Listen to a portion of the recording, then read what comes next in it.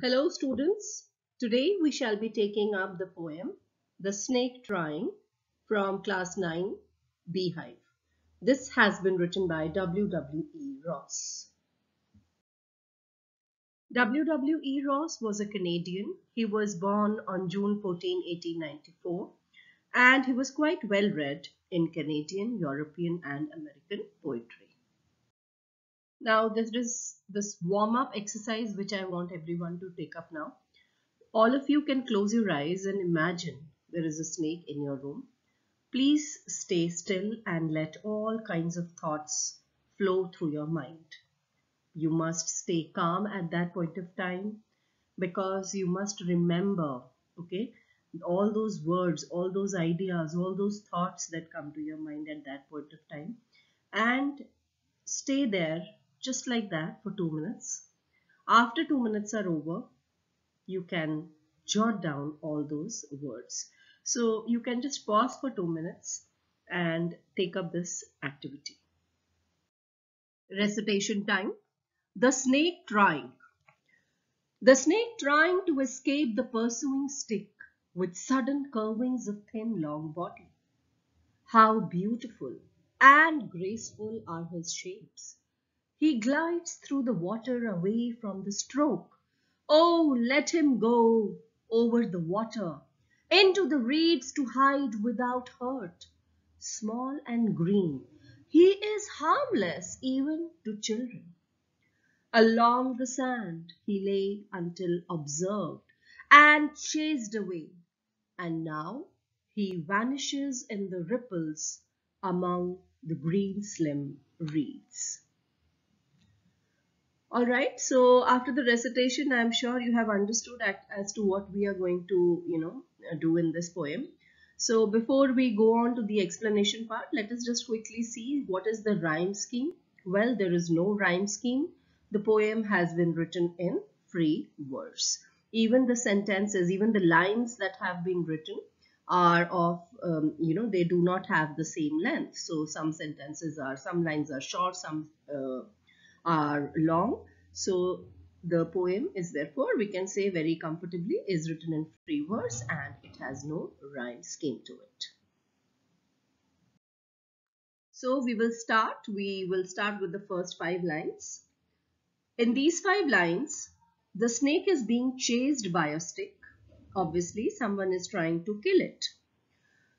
The reader here notices as to how the poet observes the snake's twists and turns. And he finds these movements elegant. He finds the long, slender body of the snake quite beautiful. And because of his curling movements, the snake takes various shapes.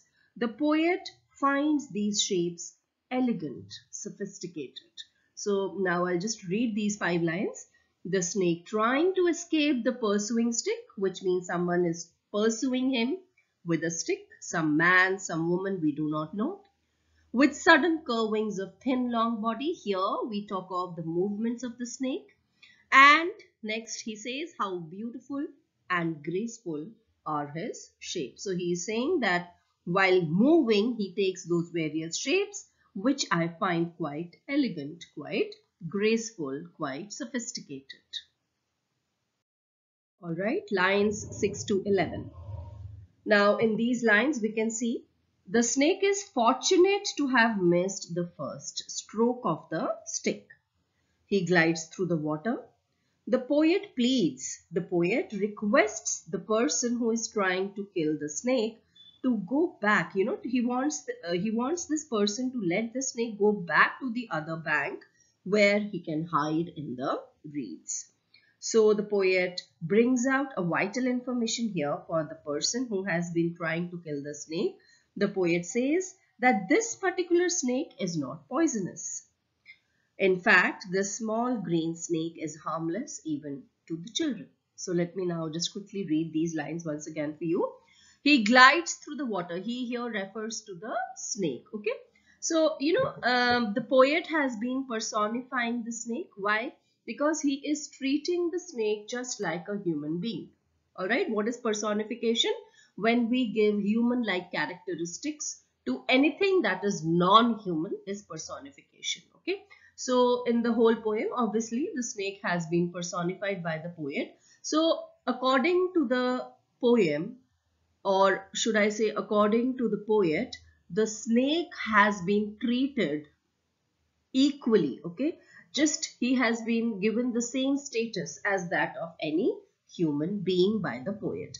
So the he uses the pronoun he for the snake. He glides through the water away from the stroke. So the snake was fortunate, he misses this first stroke, and he is able to he is able to glide away from through the water. And now, oh, let him go over the water. This is a plea. This is a request by the poet to the person who is trying to kill the snake. And then, why should he leave the snake? Why should this pursuer leave the snake? We get to know the reason has been given very clearly by the poet here when he says this particular snake is very small. It is green in color, it is harmless, it is not poisonous, and it is not going to injure even children. So this is a request by the poet to the pursuer, please do not kill the snake. Lines 12 to 16. Now in these lines, the poet clarifies as to how this snake became a victim. The snake was lying on the sandy bank of the pond till he was observed by this person. Now, human beings are so afraid of snakes that they are willing to kill them even if they do not pose any danger to them. So, till now, the snake was basking comfortably along the sand, but the moment he was seen by this person, the person started chasing him. The snake had to now flee to avoid the attack. So the snake moved into the water, glided over it to the other side, creating ripples in the water, and then he went on to hide himself among the green reeds. Now, the snake himself, being green, could easily hide by merging with these green reeds. Okay. Now, there is this word ripples. What are ripples? These are circular waves which are formed in the water of the pond. Okay.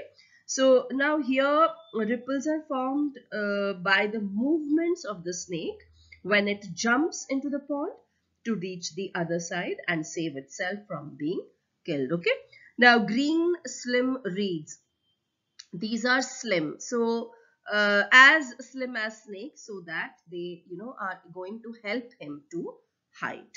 So and reeds are water or marsh plants with thick stems. There is an image also, you can understand that. All right, so now let us go on to the next slide. Well, I could spot these three main poetic devices in this beautiful short poem. One is transferred epithet, which was there in the initial lines. Pursuing stick. Now, stick is a noun. Pursuing is used as an adjective here.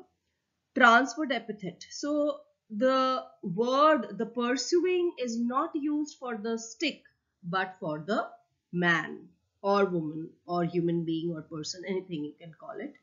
So, it is a transferred epithet. Who is pursuing? Basically, the stick is not pursuing. Who is pursuing? The man that is holding that stick is pursuing the snake. Okay. Then we can see visual imagery. The reader has been treated with elaborate visual imagery. It feels as if, if you close your eyes and someone is actually reciting the poem in front of you, you can visualize and you can see the scenes right in front of your closed eyes also. Then personification. The snake has been personified by the poet.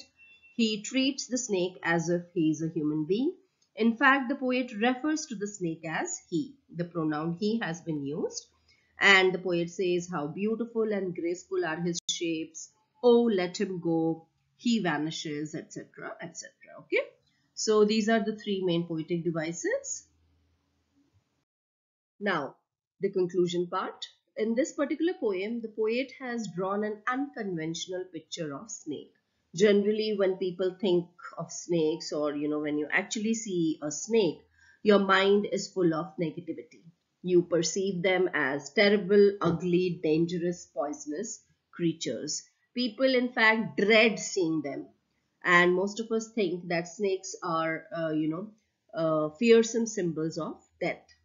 But in this particular poem, the snake is a victim. The poet has therefore made a plea to treat snakes like human beings. He is trying to convince the reader that all snakes are not poisonous or harmful, so we should let them be. All right. I hope you understood the poem, and happy learning. Keep watching. Thank you for subscribing.